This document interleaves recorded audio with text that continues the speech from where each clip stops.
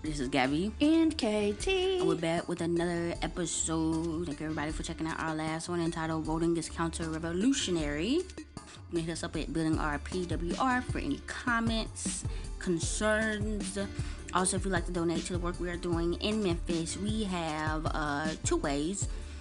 One is you can join our Patreon, pay a monthly subscription fee, one starting at $1. All proceeds go to stocking the fridge and buying clothes and hand warmers for the people in our community. Another way is we have a money.me link in the description. You can donate there. If you'd like to join us in Memphis, you can do so.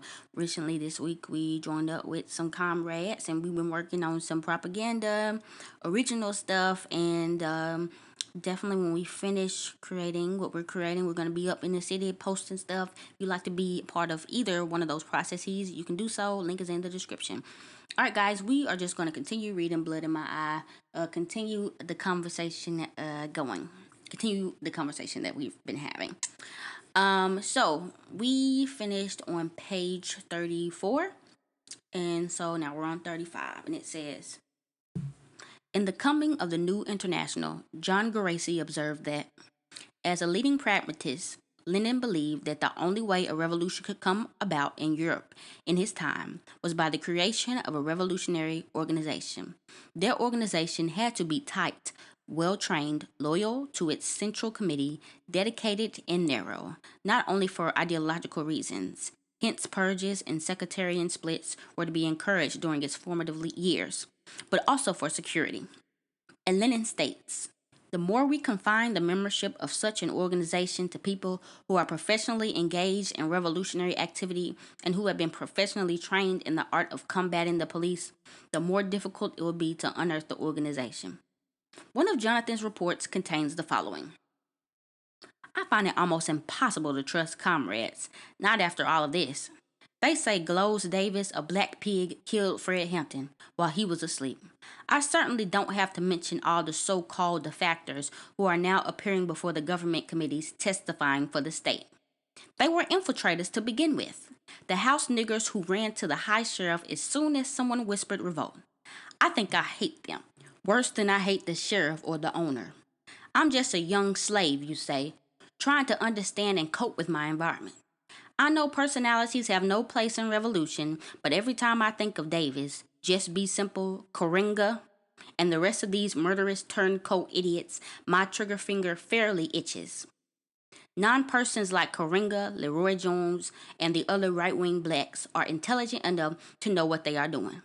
We cannot excuse them with the ease that we can excuse the average brother who has had no opportunity or inclination to search. The mantle of ignorance does not cover their behavior. They have to know that when they attack socialism, the communist ideal, and the revolution, that they are not logically, or illogically depending, attacking all that is white, etc. They know that Ho Chi Minh isn't white, or Chairman Mao, or Nkrumah Lumumba in Ture. They know that there isn't but one fight going on across this planet, the one between the imperialist forces of capitalism and its victims. They know that it was for work that we were kidnapped. What else do you feed a slave for? These black men, if you can swallow their shallow shit, have had time to study some have traveled. They know that it was capitalist agricultural economics that first caused our pain, and that the only change since then is the decline of the agricultural elite and the rise of the modern bourgeoisie. A sweatshop displaced the plantation. Could it have escaped their notice that all of the African states that really liberated themselves booted out the foreign businessmen and are now socialist states? No. I think the strongest suggestion is that they are working for the government, the new house niggers. And what better way is there for them to sell themselves to us than to scream black, like Tom Mboya, whose whole service for the CIA was to redirect the revolutionary rage of the peoples into a thing more compatible with the interests on Western businesses. They are spies, death spies. I don't think it's a personality clash at all for us to teach these black pigs they will not be altered from our course, that the reward for counter-revolution is death. We can't continue to expect or wish for loyalty to people. We'll have to demand it. And that's both from these cowardly fat mouths who come to us in their disguise, quote, cultural nationalism, and from the class defectors whose tummy gun us in our sleep. I'll have to make an example of Glows Davis, even if I have to hobo to Chicago. They'll find him strung up to a streetlight by his heels with our sign burned in his forehead. Tests must be devised to guard ourselves against the possibility of those fools getting into our separate military groups. There is no way to stop the infiltration of an above ground political group, but we can guard the clandestine army by 1, letting no one choose us, even if they did know about us and could find us. We do the choosing. 2, once we choose someone to do the people's military work, they should be isolated and tested thoroughly and their background checked. Okay, I want to stop right there. Because again, everything that they talking about here is things we have discussed in the past, I just realized, 2 years. So, they're talking about, there's 2 different people. They're talking about the black pigs, the black people who work for the state, and how they obviously are selling us out. They're not on our side. Right. They will kill us. They and just say they were doing their jobs. We got them. But then they're also talking about the people who use the aesthetic of being for the people. The language. There are equivalents of the blue checks. Mm-hmm. They get paid to write these op-eds about black culture and the this and the capitalism and the that and the this and the that. They literally said what we said. They have the knowledge. They are well traveled. They know the history. They know why we are where we are. But they take that same knowledge, cloak it in black, and use it to push the same old status quo bullshit. And as you see, it's still going on now. So, what dude is saying is, these people cannot freely walk around among us and be able to be the voices to the masses. Yes. Specifically, and getting folks twisted up and turned up and shifting them back to capitalism. And they just don't need to be seen either way, because they're enemies of what we're trying to do. We're trying to get everybody free. They're trying to get a check. So they don't need to coexist among us. They're enemies of us. Yeah.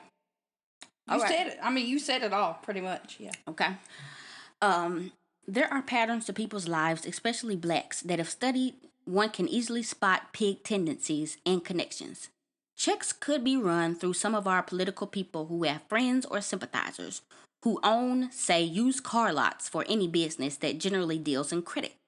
A great deal can be learned through the various credit check institution these days. We'll be using one of their own instruments for the real purpose that they invented it against them. Generally, that's the way it will be throughout the war. Testing can be developed into a science, written stuff to help reestablish ourselves the patterns of this soldier's background. Full commitment generally comes as a result of awareness, and awareness is the product of study and observation. The things a person has gone to the effort of reading and analyzing say a great deal about his character. In other words, very few black intelligence agents will have studied Marx, Mao, Lenin, Fanon, cats like that in depth. You can generally tell what processes a man's mind has gone through by what he studied and observed. So examine. Even the post office will do that. Written and oral tests. Drugs are not to be discounted either. Oral tests under truth drugs. Then you have ultimate tests. The things that no agent of the establishment could do. Like assassinate the local head of the Gestapo. Bring him out of isolation, blindfolded, arm him, tell him what to do and where to go afterwards, and wait, etc. I think you could be fairly sure of him after a series of tests like these. We're only thinking of in terms of small, highly trained, super secret counter Kluxus vanguard group. However, dealing with people you've known over the years and have seen tested and fired already is best. Like me, you and your comrades and mine. The blacks who joined the Army Expeditionary Forces just for profit the cats who steal them blind and hustle the other suckers. They are starting to stir, to become aware also. The Vietnam adventure on this part of the fascists has vastly changed the whole relationship between the masses and the ruling class. Can you detect the subtle changes? The real ugly side of imperialism is being demonstrated for not just the people who suffer its effects abroad, but also to the little sleepy guy here inside the US. They're starting now to make the link between foreign wars and foreign businesses, and they're better able to make the comparisons and conclusions. Ho Chi Minh versus Kai, for example. People are all starting to say such things as, quote, some form of socialism is the answer, unquote. Time to move. We must show them that resistance is possible and that there is a hard left cadre willing to lead it. Conditions are right now, for the beginnings at least, of a revolutionary culture. These conditions have always been present here inside the black colony, but no leadership until now. If we can keep the Panther alive by protecting the party workers with the show of underground strength, watching the watcher, assassinating the assassins, I think people will start to listen to them. Blacks have grown very cynical to all groups who make claims in the area of problem solving, since there have been 1 million groups and no problem solved. The physical conditions are right for the start of protracted war. We have yet to hit on the tactic for control of attitudes, however, how to make people organize and resist the ruin of their lives. And it's for certain we'll never figure out the right tactic if the pigs keep killing off and busting all the vanguard elements. The time has come. Bobby's siege the time makes sense. We can't build a mass movement without finding some way to stay alive long enough to let them know we're here. And that we're not just out to play on them. That we are finally prepared to totally commit ourselves to the fight. That we will never abandon them, and the pig moves in with his pistols and paddy wagons, that we're willing to take it to the graveyard. A show of organizational skill and valid anti-establishmentism will always bring on violence from the fascists. The people know this, so they must also know that this violence can be countered before they'll believe and respond. Quote, let the ruling class tremble at a communist revolution, unquote. That's my favorite line in all of Marx and Engels. From Fanon, it's, quote, the time for talking has ended. The time for acting has begun, unquote. Long live the gorilla, John. Okay, so going back up really quickly, he was talking about at that time, when you're just developing an underground military operation, kind of the methods that he would use to, kind of make sure it's not easily penetrated by outsiders and infiltrators. And after that, he starts talking about how the Vietnam War kind of was a radicalizing tool for a lot of the soldiers that came back and also a lot of the citizens, and how pretty much they saw how these Vietnamese people could come together and fight against America and win, and they started to actually be like, there might be something to socialism that might actually be good. It actually kind of had people just thinking about it for the first time ever. And so he's saying that, at that time, that was the perfect time to let's hop on it and let's start a revolutionary culture. That let's start reframing the entire way that we think as a people, and let's get the ball rolling. And one of the ways that he was talking about that he thought that you could get the people on board is for them to see you act, and not just with mutual aid, which we've talked about, and helping people and giving things to people. He's talking about full-on violence, full-on self-defense, patrolling the neighborhoods and protecting people with weapons, and showing them that you mean business and that you don't just mean ideas. Because it is true what he said. There's a gajillion people that come into the community every day, say they're going to stop the violence, say they're going to clean up the neighborhoods, say they're going to put food in people's mouths, Very few do. Those that do is always something tied to it, and they always have to be dependent on those people forever. Yep. Nobody's really trying to fight for them people to not need those services no more and help them be self-sufficient. So he was just saying that, again, 1970s, at that time, the time for talking was over. 1970s, yet we're here still talking, and nobody done picked up a gun yet. So I feel like, we need to take heed to this stuff because we do not want to be 70 years old still saying the time for talking is over. We gonna forever be talking. It's gonna be the most talkingest people in the history of life. We have to act. Yeah, so I definitely agree with what you said, and also I was just thinking about how like Reagan pretty much put a stop to all of that. Like the propaganda machine and the United States government put a stop to all types of like revolutionary culture, etc., up until even now. And capitalism has essentially made people believe, well, since I can go to the store and buy something, everything is okay. There's no problems going on, when essentially it's still the same shit that was happening. So yeah. Or just, I feel like it's just the history and the knowledge has been so suppressed that people literally don't know that there is a legitimate option. Yeah, people that's just true. are Yeah, that it's just like it's their fate.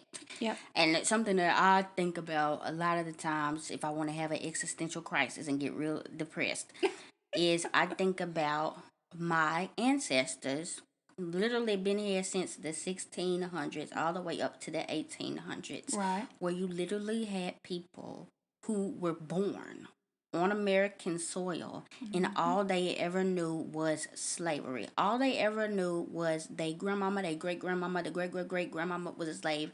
They were gonna die a slave. Their kids was gonna die a slave, and they were gonna forever be slaves. Some of them, I'm sure, dreamed about days where there'd be freedom and that things would get better.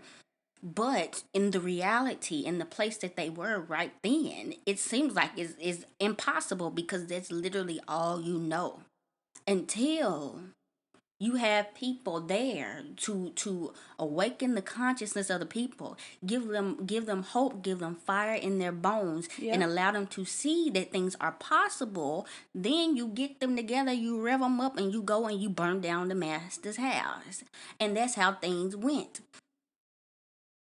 in slavery. But as far as like theoretically or spiritually, we're in this place where people feel like this is how it's always been. Their mama was a product of poverty and capitalism. The great grandmama, the great great grandmama, their children will be in poverty.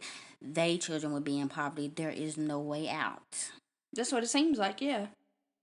But there is a way out, and that's what we do. That's our job, to not only invigorate the people, get them hype, let them know there's a better way, educate them, but also show them that we're really about that business. It ain't all talk.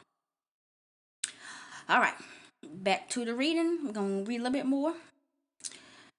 The counter-terrorist, faceless, nameless specialist in all martial arts is the first soldier of the people.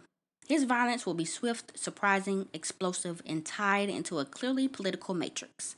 In some cases of assassination, it may be wise to make them appear as accidents, but that still doesn't reduce the political content.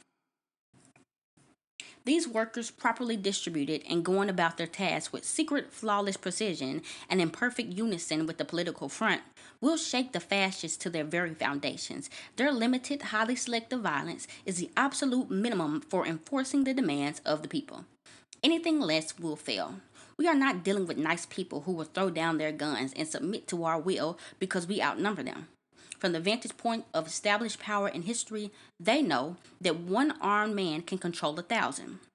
People's war is not polite or proper. It is not possible to limit the scope and range of violence to what the enemy will bear without reacting. Any ideal, any activity that may do violence to their control will never be permitted. People's war is improvisation and more improvisation. It is organizing the masses around their realist needs and moving them against whatever forces restrict their passage to power. I repeat, Realistic day-to-day needs should be the basis of organizing people and making them conscious of revolution. That the world, the universe must revolve, that it will stop, stagnate, and die for no man's privilege.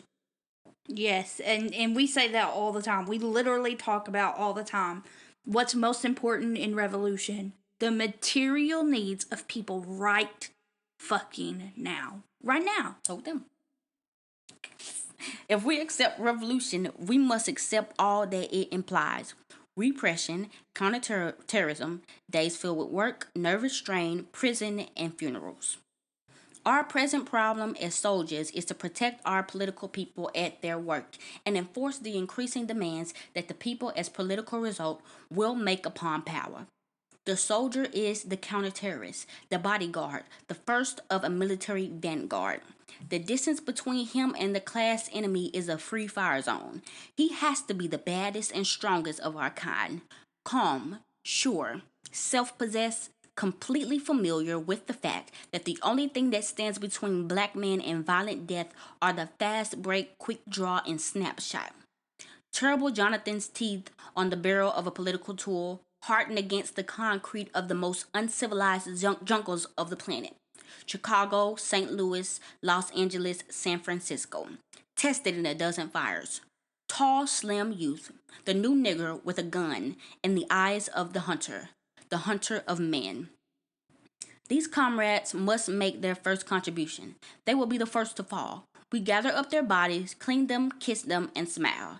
Their funerals should be gala affairs of home-brewed wine and revolutionary music to do the dance of death by.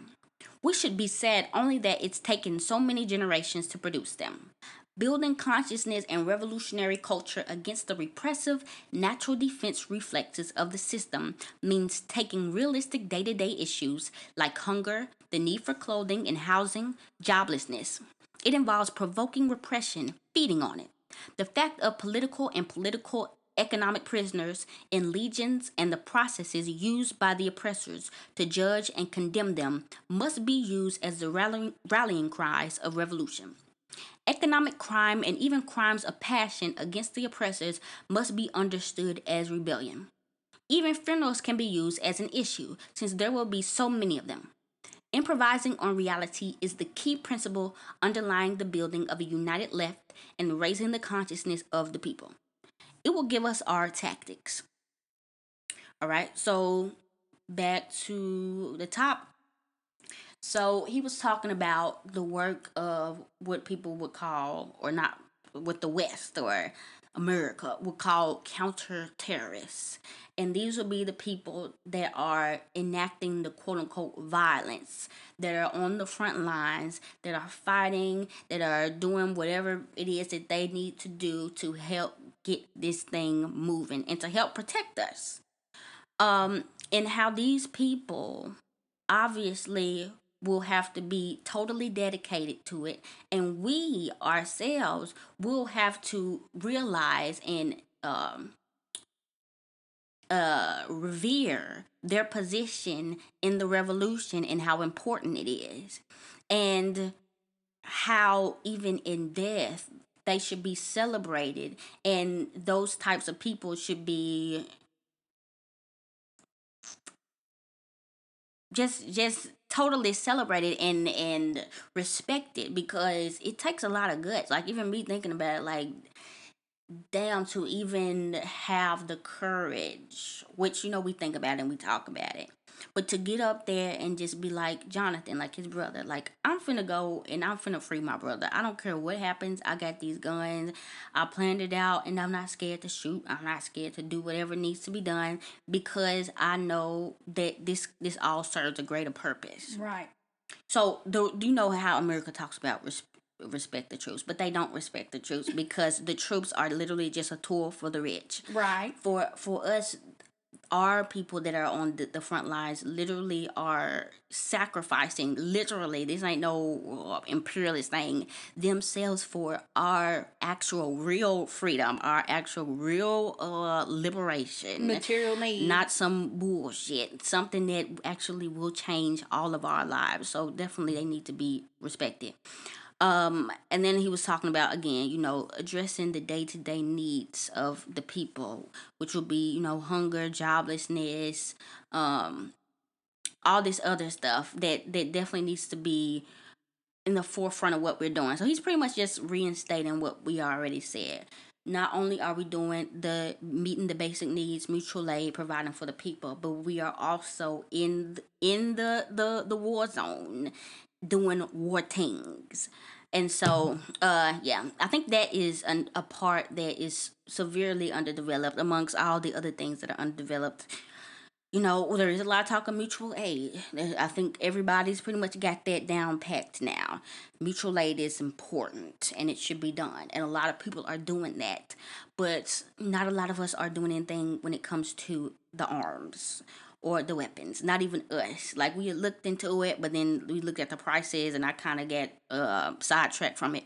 But even ourselves, looking into arming ourselves, looking into arming others, gun safety, learning how to do things like that. Like, that's another important part, and I feel like not enough people are talking about it or thinking about it, because honestly, we don't want to think about the truth of the matter, that eventually will become an important piece of what we're trying to do. It's not gonna, we're not gonna mutual aid our way into a better life. Yeah, I also think that like death is kind of a taboo topic too for a lot of people. Yeah. But I think that's trying, like, there's certain people or a certain culture really right now within the American people who are somewhat trying to change that topic to say that death is a normal process and that we should be celebrating the people who had the option to live with us at this time.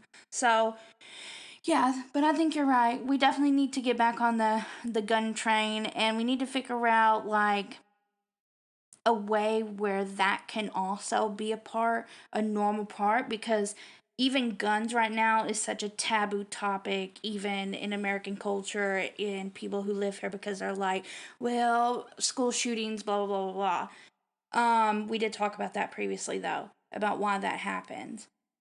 I think that, when we're talking about meeting the material needs, I mean, honestly, yes, food, clothing, healthcare is a material need. But a humongous material need is protection. Yeah. And that alone, I feel, if people knew that you were there, and they had people they can call on instead, it weren't the cops that were patrolling and making sure kids got to school safely, that made sure that that nobody was over there breaking into houses or stuff like that, you would have so many people already like, hold on. Right, because right now, because we ain't never had nobody do this. We didn't have people give a coat. We didn't have people give a turkey. We ain't had people in the streets literally making sure that we are safe in our communities. Yeah. Because it ain't been nothing like that since the Panthers, like a big, widespread, organized thing. Yeah. Or even when the cops come, somebody that's there to observe or just film it. We don't have anything like that.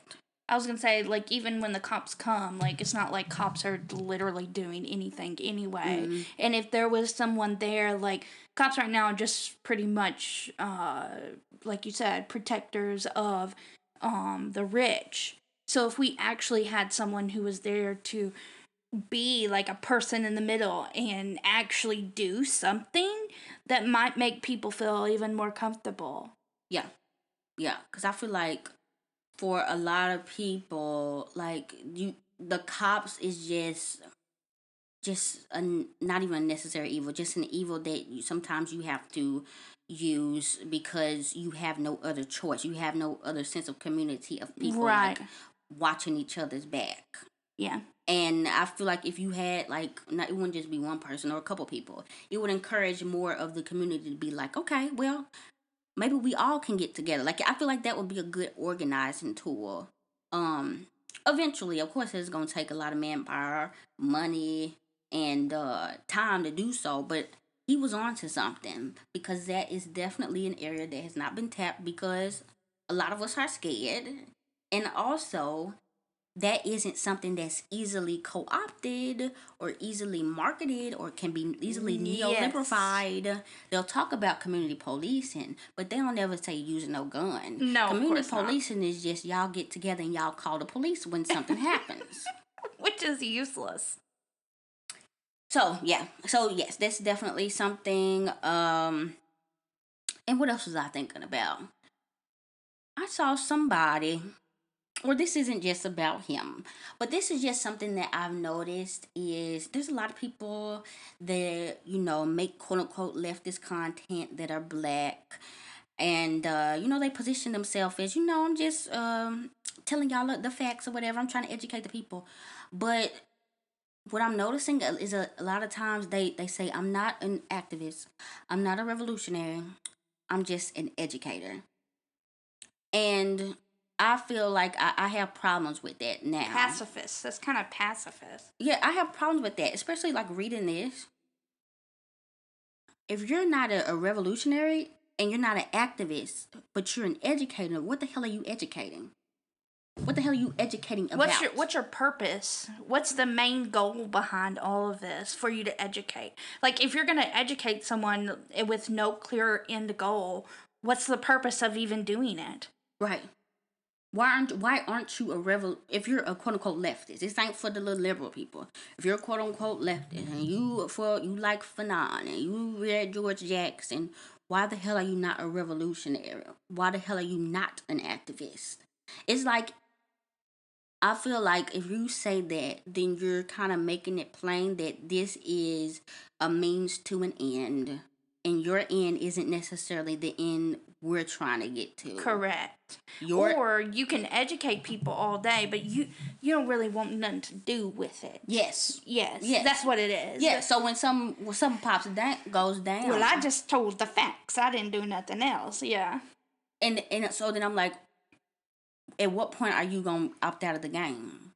When the guns come out? I mean, that's a quick way. If that's a CIA, that would be a person who would quickly be taken by the CIA. Yeah. Like, that person could 100% be co-opted by them and challenged by them and then pay them off, and that's it. So, like, we definitely don't want anyone who's just like, I just want to educate and I'm just here for that, because we need people who are active, proactive, and who are on the lookout every day, all the time. And who know what the end goal is. Right. Like, you're not just flailing with the wind, because I feel like when times get hard, now you ain't going to be a part of it no more. Right. And that reminds me of when I saw that video about that guy, I forgot his name, that Asian guy, who quote-unquote helped educate Huey Newton about Chairman Mao and helped him create the 10-point program. And turns out he actually was an infiltrator and worked for the FBI. Now, this ain't meant to be like, oh, look out, people are from the FBI.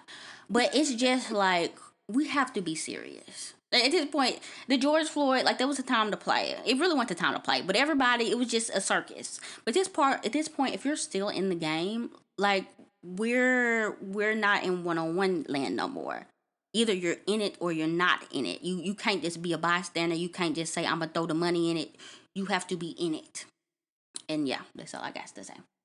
All right, guys. Well, I guess that's it. KT didn't have much to say this time, but that's all right. We're glad she's here. Thank you. If you would like to contact us, you can do so at Building Our PWR. You can hit us up there on social media.